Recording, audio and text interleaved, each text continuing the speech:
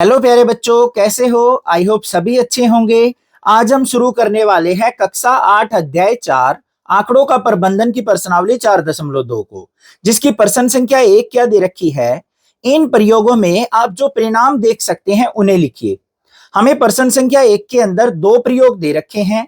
हमें बताना है कि इन प्रयोगों के क्या क्या परिणाम हो सकते हैं, जिसमें सबसे पहला प्रयोग क्या है, पहिए को घुमाना।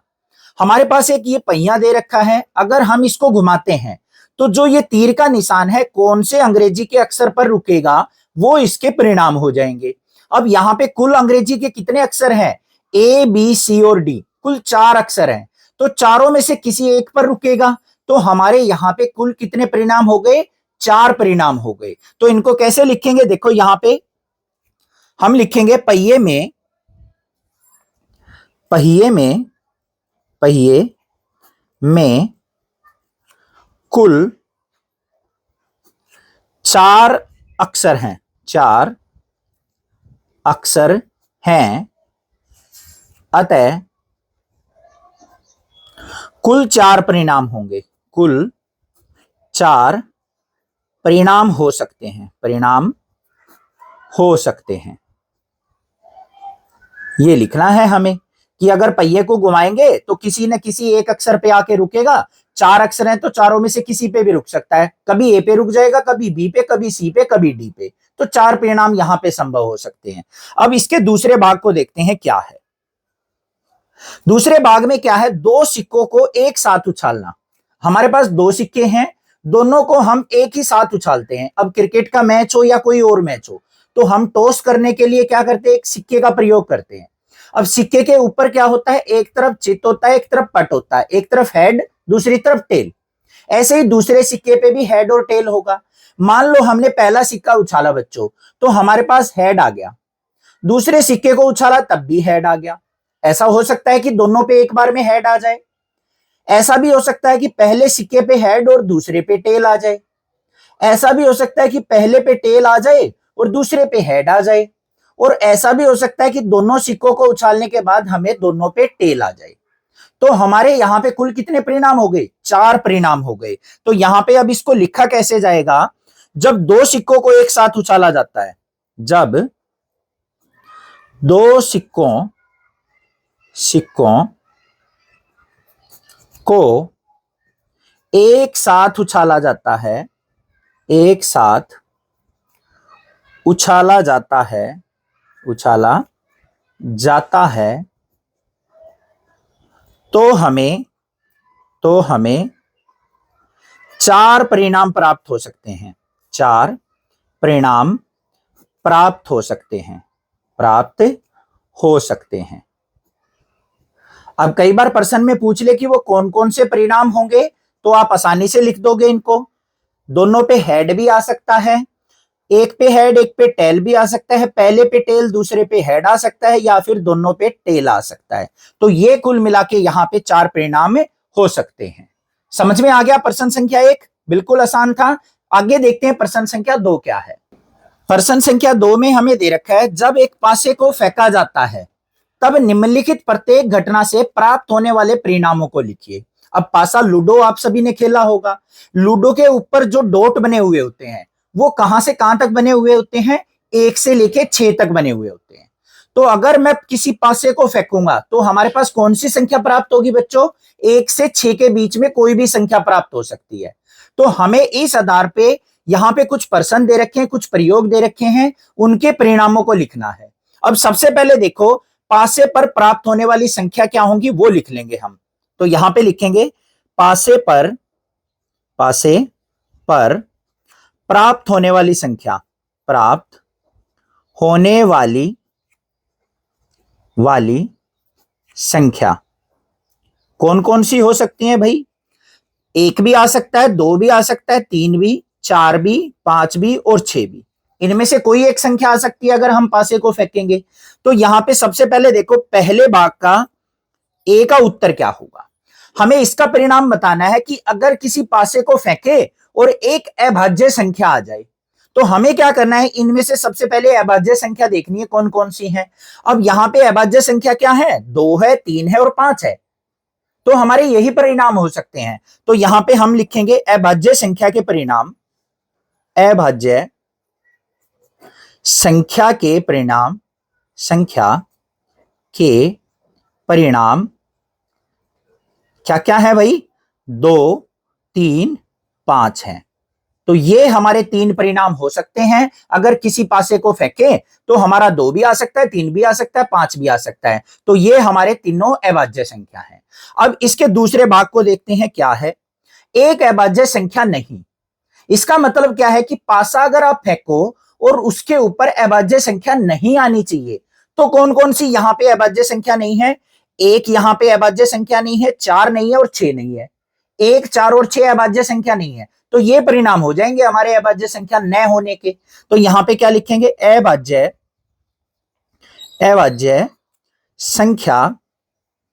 संख्या नहीं के परिणाम, नहीं के परिणाम क्या क्या हो जाएंगे प्यारे बच्चों, 1 हो सकता है, 4 हो सकता है और 6 हो सकता है।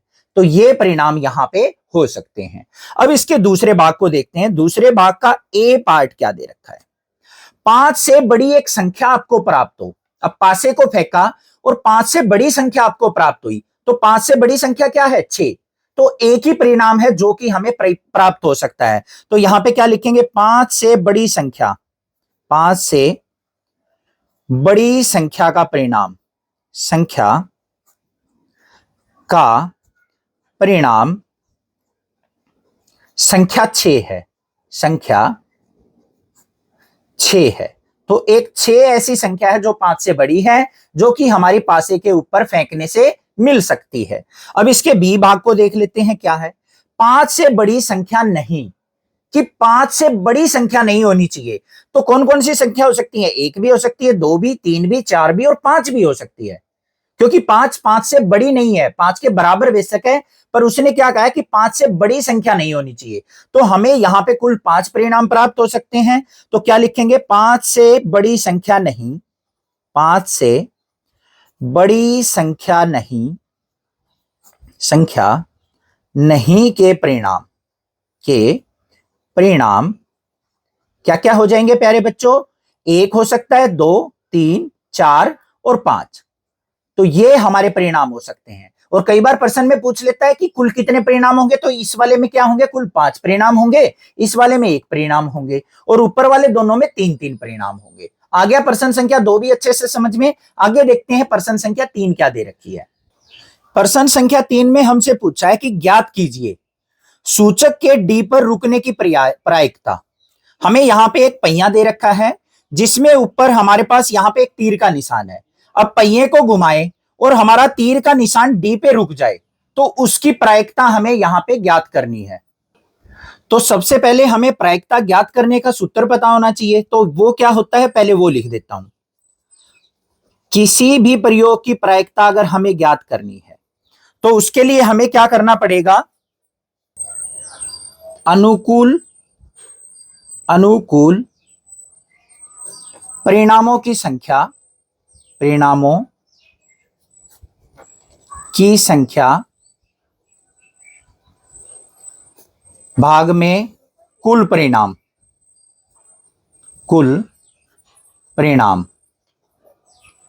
ये हमारा सूत्र है। अब यहां पे सबसे पहले देखो ए भाग के अंदर क्या दे रखा है। तो यहां पे सबसे पहले हमारे पास कुल कितने यहां पे ब्लॉक बने हुए हैं, कितने अक्षर हैं, A B C D A, 5 अक्षर हैं यहां पे। तो हम क्या लिखेंगे यहां पे, पहिए में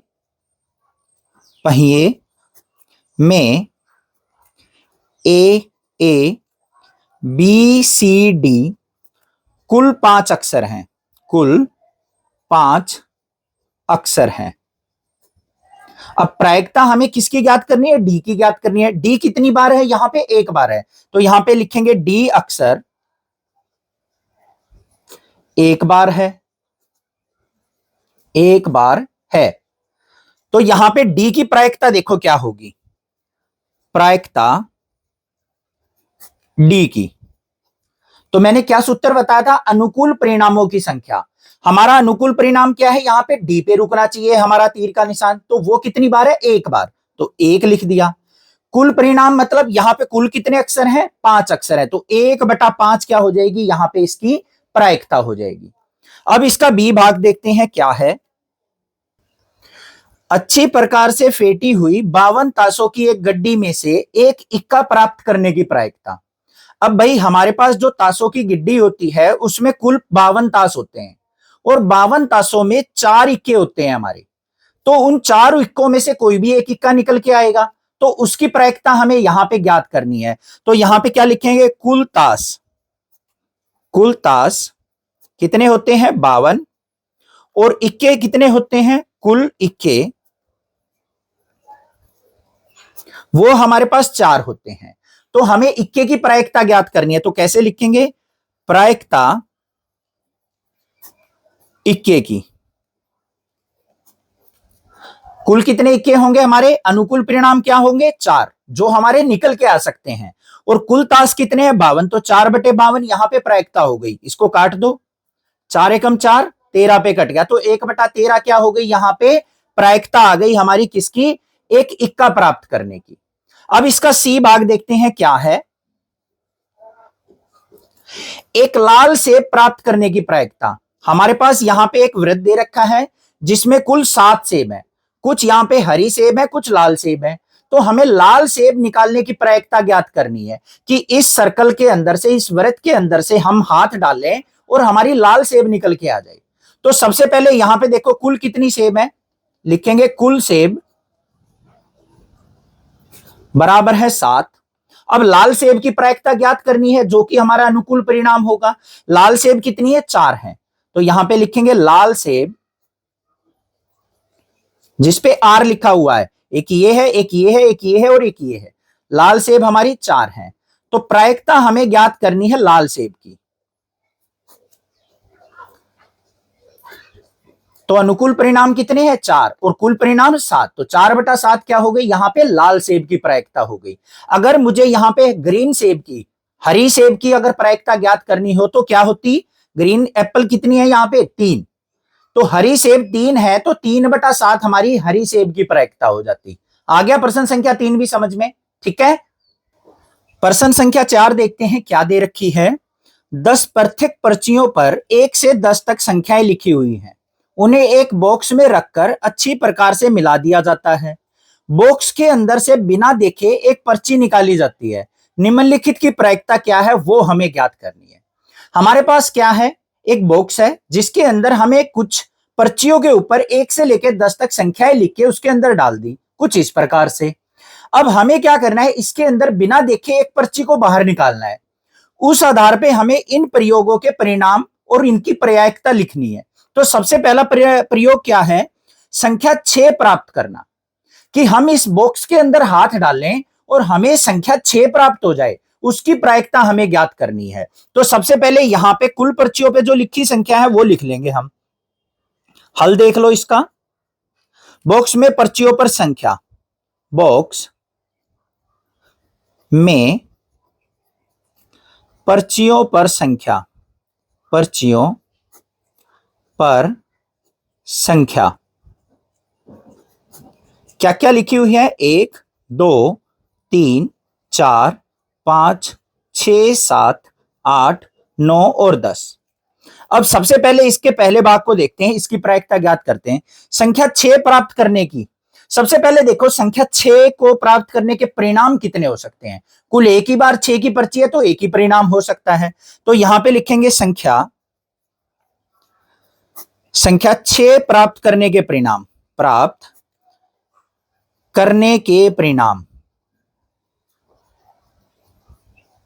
कितने हैं, 1 है।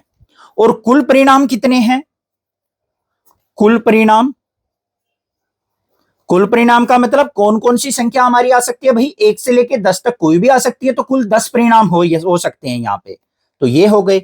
अब 6 को प्राप्त करने की प्रायिकता देखो, अतः 6 प्राप्त करने की प्रायिकता, प्राप्त करने की प्रायिकता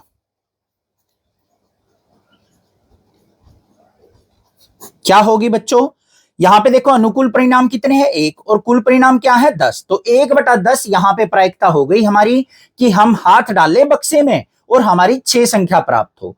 अब इसका दूसरा भाग देखते हैं बच्चों, क्या है? 6 से छोटी एक संख्या प्राप्त करना, कि हम बक्से के अंदर हाथ डालें और 6 से छोटी संख्या वाली पर्ची निकल के आए। अब देखो 6 से छोटी संख्या वाली कौन कौन सी पर्ची है? 1, 2, 3, 4 और 5। तो हमारे कुल कितने अनुकूल परिणाम हो सकते हैं? 5 परिणाम हो सकते हैं। तो यहां पे लिखेंगे हम संख्या 6 से छोटी प्राप्त करने की, 6 से छोटी प्राप्त करने के परिणाम, करने के परिणाम कितने हैं? कुल 5 परिणाम है। ठीक है, अब यहां पे देखो कुल परिणाम कितने थे? कुल परिणाम भी लिख सकते हैं, कुल संख्या भी लिख सकते हैं। कुल परिणाम हमारे 10 थे, अतः 6 से छोटी संख्या, छोटी संख्या की प्रायिकता, संख्या की प्रायिकता क्या हो जाएगी बच्चों? अनुकूल परिणाम 5 है, कुल परिणाम 10 है, तो 5/10 हो गई। तो इसको भाग करेंगे तो क्या आ गई? 1/2 प्रायिकता आ गई हमारी, कि संख्या हमारी 6 से छोटी प्राप्त हो। अब तीसरे भाग को देखते हैं, क्या है? तीसरे भाग में हमें दे रखा है 6 से बड़ी एक संख्या प्राप्त करना। अब बॉक्स के अंदर 6 से बड़ी संख्या देखो कौन कौन सी है? 7 है, 8 है, 9 है और 10 है। तो कुल कितनी संख्या है? 4 ऐसी संख्या जो 6 से बड़ी हैं। तो यहां पे तीसरे भाग में हम क्या लिखेंगे? 6 से बड़ी संख्या प्राप्त करने के परिणाम, 6 से बड़ी संख्या प्राप्त करने के परिणाम, प्राप्त करने के परिणाम कितने परिणाम है भाई बच्चों? यहां पे 4 परिणाम है। कुल संख्या कितनी है? कुल संख्या या कुल परिणाम कितने हैं? 10 हैं। अतः 6 से बड़ी संख्या की प्रायिकता, 6 से बड़ी संख्या की प्रायिकता क्या हो जाएगी बच्चों? अनुकूल परिणाम 4 और कुल परिणाम 10, तो 4/10 हो गई। इसको भाग करेंगे तो 2/5 यहां पे क्या आ गई? प्रायिकता आ गई। अब आखिरी संख्या देखो, आखिरी भाग देखो क्या है? एक अंक की एक संख्या प्राप्त करने की प्रायिकता। एक अंक वाली संख्या देखो कौन कौन सी है? 1 से लेके 9 तक सारी एक अंक की संख्या है। तो कुल कितने परिणाम हो जाएंगे? 9 परिणाम यहां पे संभव हो सकते हैं। तो इसके चौथे भाग में क्या लिखेंगे? एक अंक वाली संख्या के परिणाम, संख्या के परिणाम कितने हैं बच्चों? 9 परिणाम यहां पे हो सकते हैं। और कुल संख्या कितनी है? 10। कुल संख्या हमारे पास है 10।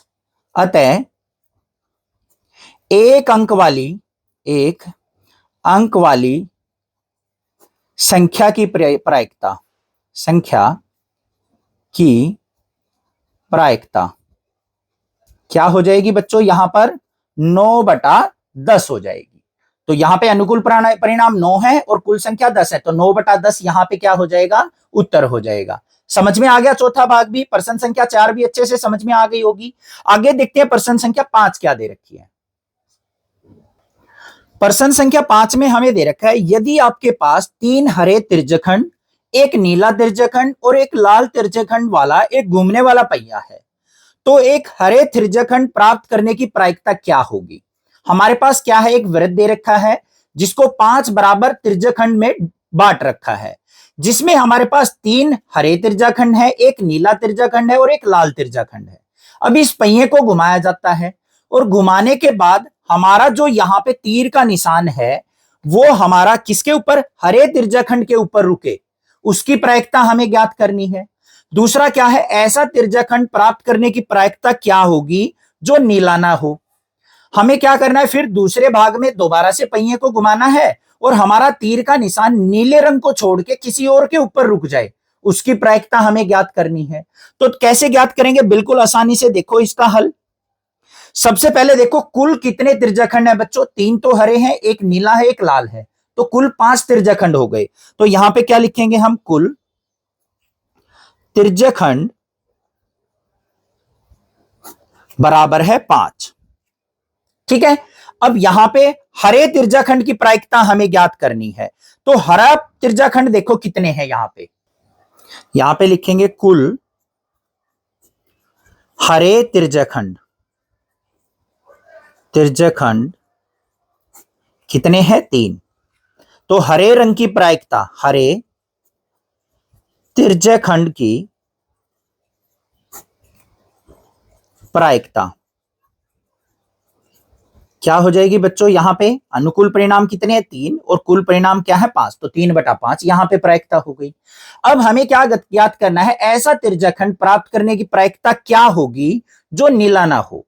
अब यहां पे नीले कितने हैं, एक त्रिज्याखंड है, और नीले न हो तो वो कितने हैं, 4 हैं। तो यहां पे कैसे लिखेंगे, नीला त्रिज्याखंड कितने हैं, एक। फिर क्या लिखेंगे, त्रिज्याखंड जो नीला न हो, तो वो कितने होंगे, कुल 5 त्रिज्याखंड थे जिसमें एक नीला है, तो कितने हो गए, 4। तो इसकी प्रायिकता देखो क्या आएगी, अब नीले न हो, ऐसे त्रिज्याखंड कितने हैं जो नीले न हो, तो 4 है, और कुल त्रिज्याखंड कितने थे, 5, तो 4/5 प्रायिकता हो जाएगी हमारा, कि जो हमारा तीर का निशान है नीले रंग पे ना रुके, उसकी प्रायिकता आ गई 4/5। आ गया समझ में। आगे देखते हैं प्रश्न संख्या 6 क्या है। प्रश्न संख्या 6 में हमें दे रखा है, प्रश्न 2 में दी हुई घटनाओं की प्रायिकता ज्ञात कीजिए। जब एक पासे को फेंका जाता है, क्या कहा है, जब एक पासे को अगर हम फेंकते हैं तो ये हमारे पास यहां पे कुछ प्रयोग दे रखे हैं, इनकी प्रायिकता हमें ज्ञात करनी है। पहले प्रश्न संख्या 2 में हमने कुल परिणाम ज्ञात किए थे, अब इनकी प्रायिकता ज्ञात करेंगे। देखो कैसे ज्ञात करेंगे, सबसे पहले देखो पासे को फेंकने के बाद क्या क्या परिणाम मिलते हैं। पासे को फेंकने के परिणाम,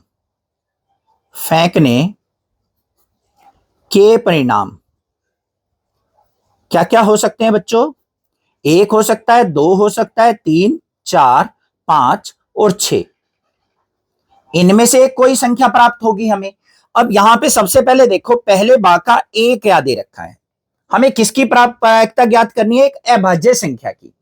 अब भाई इसके अंदर से 1, 2, 3, 4, 5 और 6 में कुल अभाज्य संख्या कितनी है, देखो ध्यान से, 2 है, 3 है, 5 है, 3 ऐसी संख्या है जो अभाज्य संख्या है।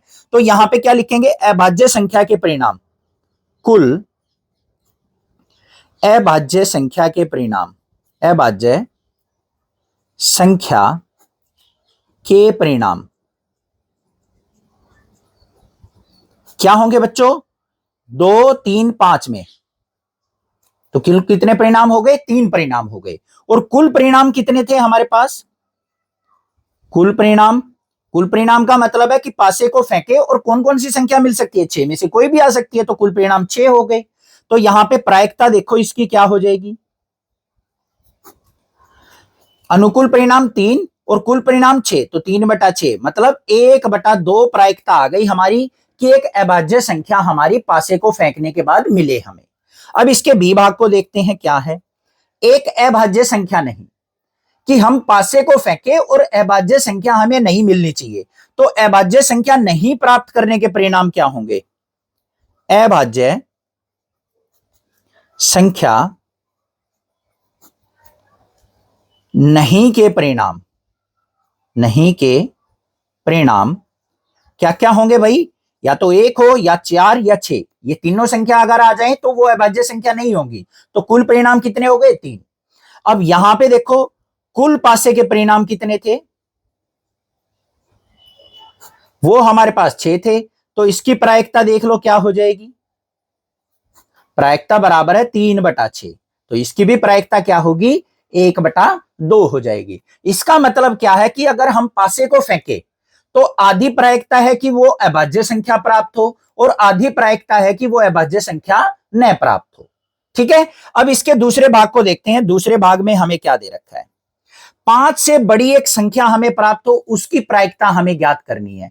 तो 5 से बड़ी कितनी संख्या है, यहां पे एक ही संख्या है, तो यहां पे उसके परिणाम क्या हो जाएंगे, 5 से बड़ी संख्या के परिणाम, बड़ी संख्या के परिणाम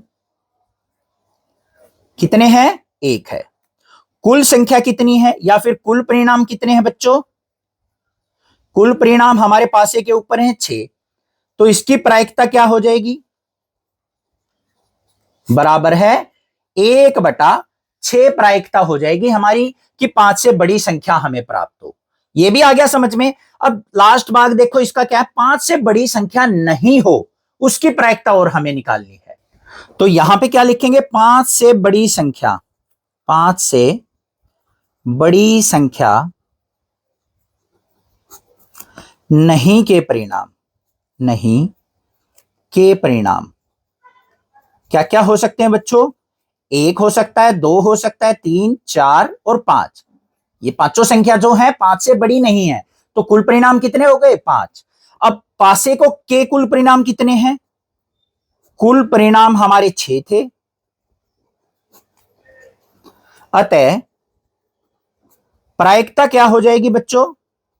प्रायिकता बराबर है, अनुकूल परिणाम कितने हैं? 5 और कुल परिणाम 6, तो 5/6 क्या हो गई? इसकी प्रायिकता हो गई कि हम पासे को फेंके और 5 से बड़ी संख्या हमें प्राप्त न हो। समझ में आ गई पूरी प्रश्नावली? कोई दिक्कत लगे आप मुझे कमेंट करके पूछ सकते हैं, अदरवाइज चैनल को सब्सक्राइब कीजिए। कक्षा 12वीं तक का सिलेबस आपको इसी चैनल पे मिल जाएगा। थैंक यू स्टूडेंट्स, अपने क्लासमेट्स में वीडियो को जरूर शेयर कर देना।